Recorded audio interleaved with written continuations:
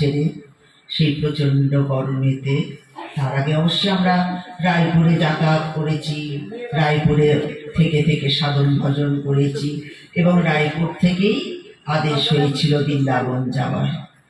তো রায়পুরের সাধন সম্বন্ধে তো পার্থ প্রশ্ন করেনি, পার্থ প্রশ্ন করেছে বৃন্দাবন সাধনের বিষয়ে। সেই বৃন্দাবনেতে যাবার আগে বাবা বলেছিলেন যে, মানে বাড়ির থেকে বেরোবারই আগে বাবা বলেছিলেন যে, আমি একটা শর্তে তোমাকে নিয়ে যেতে রাজি আছি।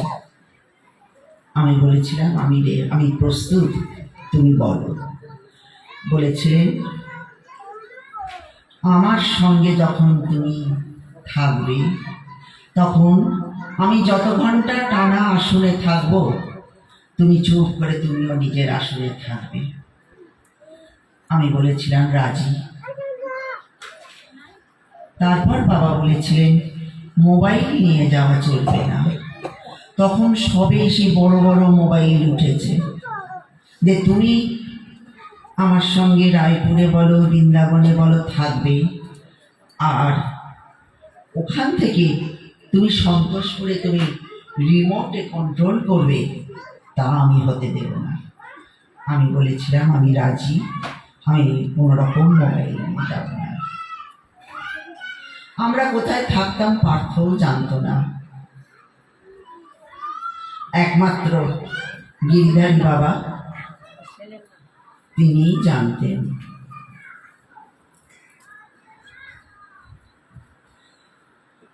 তৃতীয় শর্ত ছিল বাবার যে আমি রোজ বা আমার ইচ্ছে মতো আমি বাজার থেকে জিনিস নিয়ে আসবো। যদি ফুরিয়েও যায় তুমি কোনো রকম ভাবে আমাকে বলবে না যে ফুরিয়ে গেছে, এবার তুমি কিছু কিনে আনো।